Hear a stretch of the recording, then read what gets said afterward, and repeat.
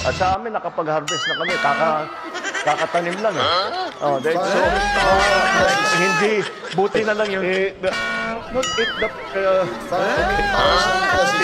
there's a... Say milyonaryo, sama-sama tayo, babago. At sa amin, milyonaryo.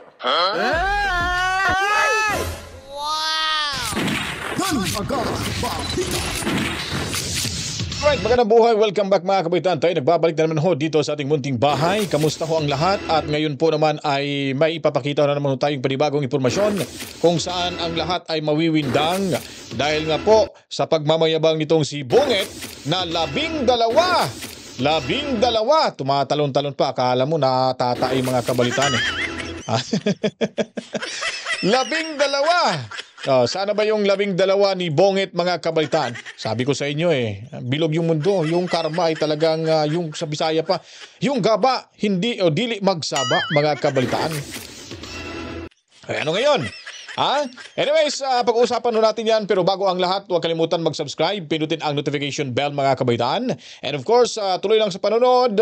At paliguan ng maraming likes at komento, reaction, opinion. Then tuloy lang sa panonood hanggang matapos yung video ito. At huwag nyo lang pong skip yung ads mga kabaitaan. Kahit saan maglupalop ng ating mundo, basta may mga Pilipino, lalo na Luzon, Visayas at Mindanao. Welcome ang lahat sa ating programa.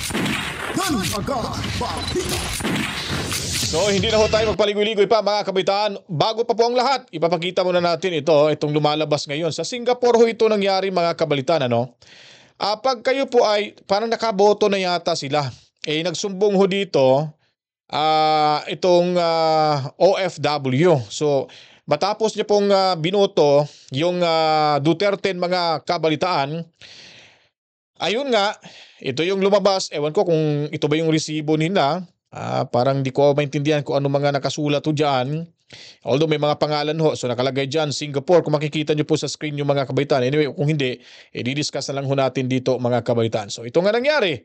Ito ay isang OFW ho na nagreklamo. So ito. Yan, sabi niya dito, I cast my vote na po here in Singapore. Vote straight PDP laban. But on my QR code, some names is not the only or the one I voted for. So biglang may pumasok daw ng engkanto mga kabalitaan. Sa kanyang binoto ay 10 lamang. PDP straight sila mga kabalitaan. Ngayon po ay meron dang dumagdag o merong nakapasok na taga-ibang planeta. Ano kaya ito, Comelec? Totoo ba ito, Comelec? Hello po. Ganyan po ba talaga lalabas pag i-check mo yung ballot? Kahit di naman yan ang mga binoto ko? Yun po yung tanong mga kabalitaan, nakakaduda talaga to, no? Kasi, talagang makicheck nyo po kasi bibigyan ho kayo ng resibo. So, ito, kung totoong nangyari ito sa Singapore, dapat mabigyang pansin ho ito ng Comelec. Unless yung Comelec ay pataso dito. Walang kinakampihan, hindi nabubusalan. Kasi pag nabubusalan ay wala ho itong reaction na ibibigay. Parang kakalimutan na lang ho. Mamaya na yun. Sa presinto ka na magpaliwanag.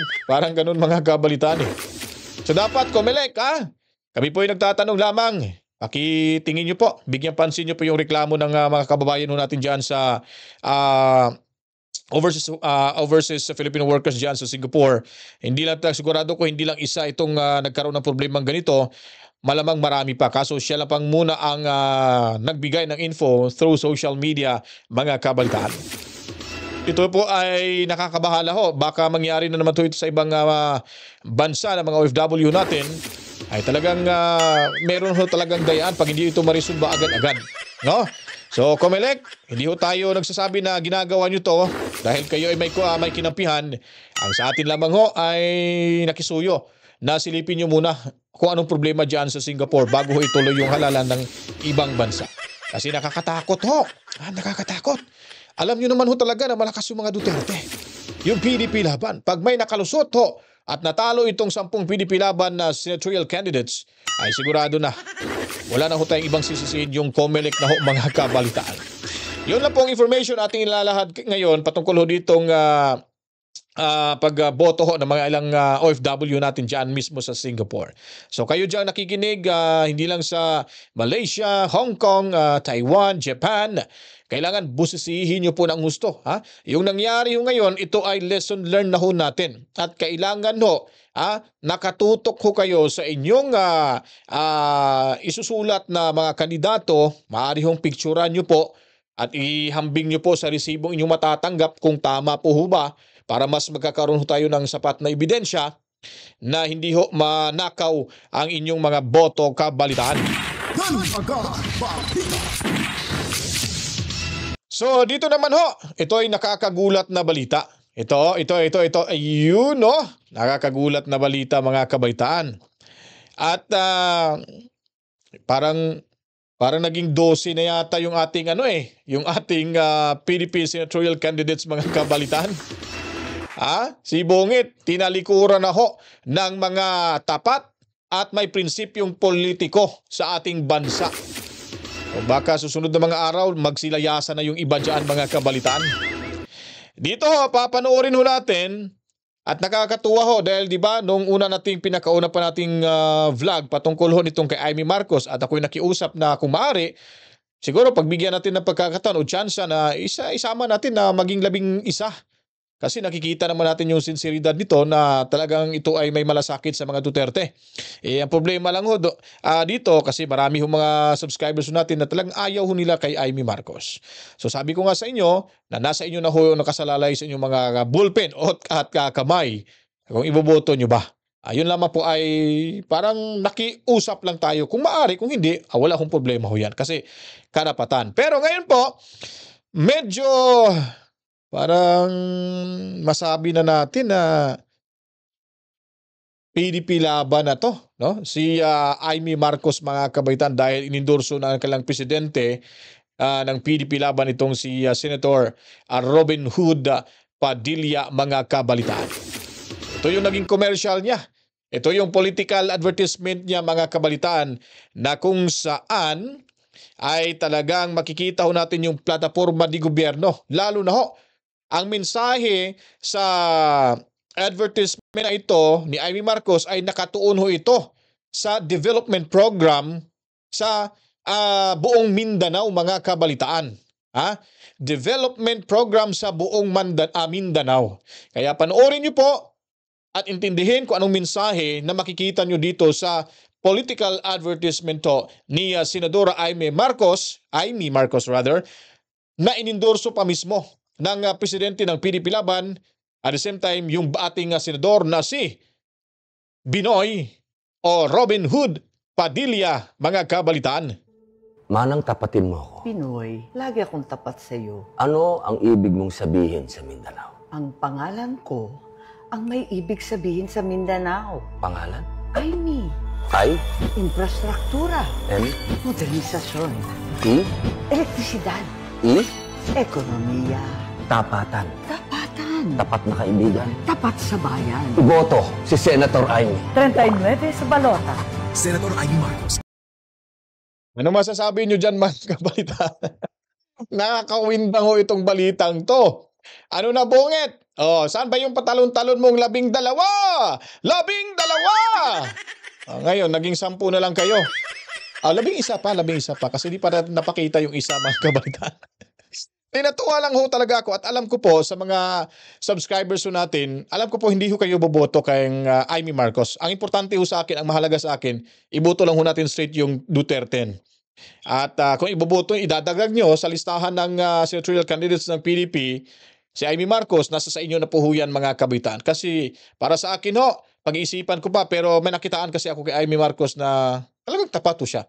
May malasakit to siya. Kahit sabihin natin sa ibang kalyado ni Duterte na ano lang yan, pa lang yan para makakuha ng boto. Pero sinisilip ho natin dito at nanalangin ho tayo na sana totoo si Amy Marcos, makatulong sana sa pag nanalo, makatulong. Talagang sigurado makakatulong to sa impeachment laban ni Sara Duterte. Ngayon pa lang ho, talagang makikita ho natin yung sinseridad at bilang loyal at may malasakit ho sa mga Duterte, mga kabaitan. Ano na, Bungit? Bungit! Yun kasi yung kahambugan mo patalon-talon ka pa kasi. Ang hirap sa'yo. Para bagang naninigurado ka na walang walang mag-over the bakod mula ho dyan sa iyong kampo. Alyansa para sa bagoong. Tagang nangangamoy ho mga kabitan. Amoy bagoong na ho. Yung alyansa ni Bongit mga kabalitaan. So, eto po ang pangalawang ipapakita ho natin sa inyo. Ito. Sino kaya to? Ayun, oh! Sarap mga kabalitan. Ang sarap ng panoorin. Masaya lang ho tayo. Itong si Camille Villar, inendorso niya rin ho inendorso ho siya ni VP Sara Duterte, mga kabalitaan. So kayo na pong humusga. Sa totoo lang po, itong kapatid niyang si Villar, yung engineer dati sa DPWH, siya yung sekretary yata, kung hindi ako nagkamali. Talagang maka-Duterte ho ito. At siya po, si Duterte po, si Tatay Digong, ang dahilan kung bakit ho nakapasok ito sa politika at nakilala ho. Itong nakalimutan ko yung pangalan ng kapatid nito, si Villar. Basta si Villar. At magkaibigan ho itong ang amahan, si Manny Villar. Magkaibigan ho itong si Manny Villar at si Tatay Digong Duterte. So siguro nakapag-isip-isip na ho sila at nagising sa katotohanan na nasa mali ho silang posisyon na kinakampihan. Kaya ngayon ay isang buwan na lang yata bago mag-alalan. Buti nga nakapag-isip ito ng maayos itong hindi ko din alam yung pangalan ito, itong si Villar, mga kabalitaan, yung babae. At welcome mo sila kay Inday VP Inday Sara Duterte. Di ba? Sarap panoorin, no? Ayun, no? Nawala. Ito kaya. Ayun, no? Talagang pinaghandaan nila mga kabalitaan. Ano kayong masasabi ngayon ni Bongit? Sana yung 12 nyo dyan. Saan ang 12? Kasi nga hahanapin natin, baka nawala na ho sila. Malamang nasa kabilang bakod na ho sa PDP laban, mga kabalitaan. Yun lang po ang ipinapakita ho nating magandang balita sa ngayon.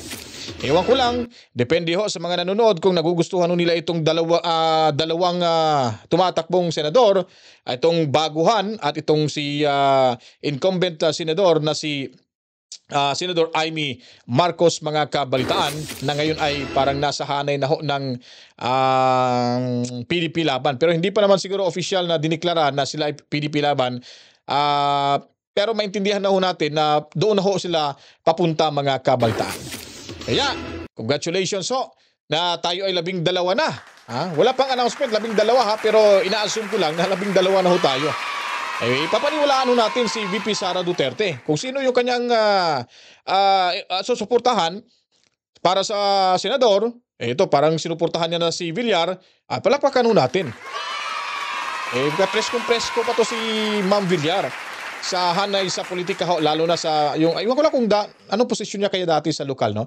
Naging mayor ba kaya to? Wala akong background itong si Ma'am Villar, mga kabalitaan, no? Anyways, okay lang ho yan.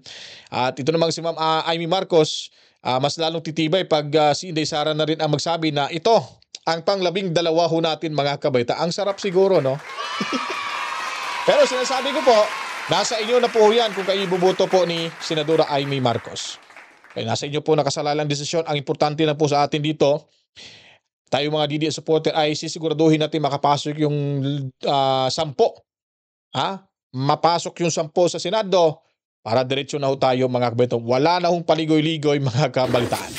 Yun lamang po at maraming salamat. Sana kung nagustuhan niyo po itong ating video presentation ngayon, huwag kalimutan i-share niyo po, paliguan ng maraming likes at buhusan ng maraming komento, reaction, opinion at suggestion. Sa hindi pa po nakapag-subscribe sa mga bagong salta ho, i-subscribe nyo na at pinutin ang notification bell. Huwag lang pong i-skip yung ads na inyong mapapanood sa bawat video inyong pinapanood sa ating munting bahay.